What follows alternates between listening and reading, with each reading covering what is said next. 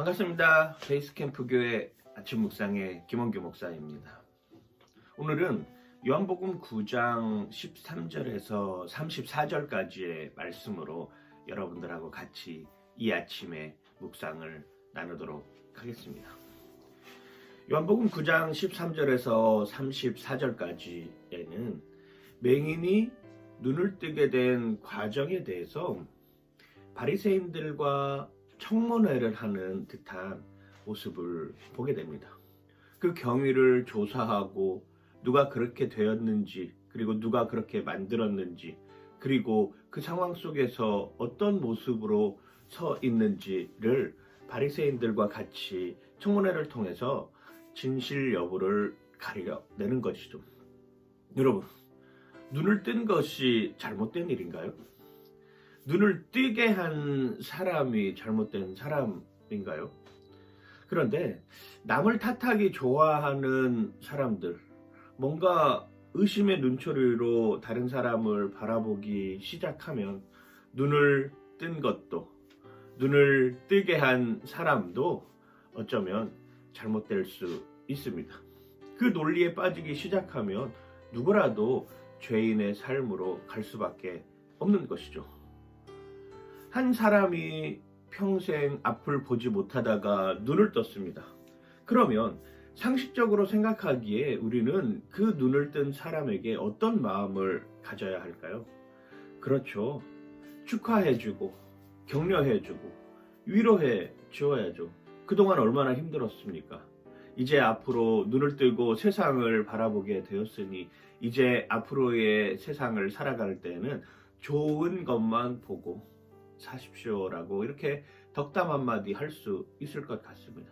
그런데 오늘의 상황은 다르지 않습니다. 오늘 본문에 나와 있는 상황은 그거와는 정반대의 모습으로 흘러가는 것을 우리는 볼 수 있죠. 누가 누구를 뜨게 했냐? 왜 뜨게 했냐? 정말로 눈을 뜬 것이 맞느냐부터 시작을 합니다. 그 사람들은 눈을 뜬 맹인뿐만 아니라 그들의 부모까지 불러오는 것이죠. 부모를 불러와서 이야기를 합니다. 이 사람 정말 당신 아들이 맞냐? 네, 저희 아들이 맞습니다. 그러면 이 사람의 눈을 뜨게 된 경위를 우리에게 설명할 수 있냐라고 이야기를 합니다. 그 부모는 이야기를 하죠. 우리는 잘 모른다. 그리고 내 아들도 이미 장성하였기 때문에 그가 스스로 이야기할 수 있을 것이다. 공을 자녀에게 넘깁니다. 왜냐하면 당시에 만약에 예수 그리스도가 이 아들의 눈을 뜨게 했다라고 말을 하면 그 당시 사회에서 출교당할 수도 있기 때문입니다. 그 당시에 출교를 당한다라고 하는 것은 모든 것을 다 잃어버리는 상황이 되는 것이죠. 지금도 마찬가지입니다. 지금도 중동 국가에서는 예수가 하나님의 아들이다 라고 고백하는 순간 자신의 삶의 터전에서 쫓겨나야 되는 것이고, 자신이 운영하는 가게는 낙인이 찍혀서 더 이상 사람들이 오게 되지 않습니다. 경제적인 여건은 더 이상 할 수가 없게 되는 모습으로 전락해 버리게 되는 것이죠. 취업도 하지 못합니다. 내가 시험을 볼 수도 없는 지경에 이르는 국가들이 아직도 많이 존재하고 있습니다. 그 당시도 그런 상황이었습니다. 이 사람이 하나님의 아들이다. 이 사람이 내 아들의 눈을 고쳐주었다라고 하는 것은 바로 출교의 대상이 될 수 있는 것이기 때문에 굳이 그것에 대해서 이야기하지 않았습니다. 다시 바리새인들은 그 눈을 뜬 맹인 소경을 부릅니다. 정말 눈을 뜬 것이 맞냐? 내 전에도 말하지 않았느냐? 왜 자꾸 계속해서 같은 질문을 하느냐라고 이야기를 합니다. 아, 됐고 말해봐라. 네가 정말 눈을 뜨게 된 경위가 무엇이냐? 그리고 또 한번 자초지정을 설명을 합니다. 그러면서 꼬투리를 잡기 시작을 하는 것이죠. 왜 안식일에 그 일을 행했냐?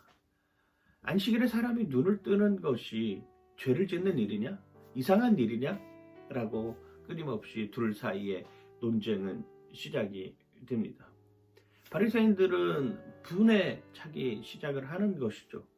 이 소경이 너무나도 대답을 따박따박 잘 하는 것입니다. 얼굴이 울그락 불그락 하게 되는 상황에 놓이게 되는 것입니다. 결정적으로 소경은 이 바리새인들을 향해서 이렇게까지 이야기를 합니다. 창세 이후로, 모세 이후로 눈을 뜬게 한 사람이 있냐 물어보는 것이죠. 그리고 나서 당당하게 이야기를 합니다. 그 사람이 하나님의 아들이지 않겠느냐. 그 근원이 거기에서부터 출발하지 않겠느냐. 당신들이 더 잘 알지 않느냐라고 이야기를 하고 있는 것이죠. 바리새인들은 화가 머리끝까지 치밀어 오릅니다. 자신이 그토록 믿고 있는 하나님의 이름이 거론되기 시작하고 자신이 정말로 그토록 사모했던 모세의 이름이 거론되기 시작하는 것이 탐탁치 않는 것이죠. 어쩌면 종교라고 하는 것, 종교성이라고 하는 것이 끊임없이 편협해지기 시작하고 끊임없이 다른 사람에 대한 배려와 이해와 사랑의 관계가 없다라고 한다면 그것은 오히려 폭군이 되고 폭력이 되고 폭정이 되는 모습으로 가게 되는 것이죠. 오늘 소경이 눈을 뜬 사건을 통해서 우리가 바라볼 수 있는 것은 그 너머에 있는 하나님의 일하심으로 말미암아 소경도 소경의 신학을 가지고 하나님 앞에 설 수 있다라고 하는 것이죠. 소경은 바리새인들을 향해서 당당히 외칩니다. 나한테 이렇게 물어보는 이유가 뭐냐? 나에게 이렇게 관심을 가지고 전에는 눈길조차 주지 않았던 이런 삶 속에서 나에게 이렇게 관심을 가지고 계속 물어보는 이유가 뭐냐? 당신들도 예수의 제자가 되고 싶어 하는 것이냐? 라고 이야기를 합니다.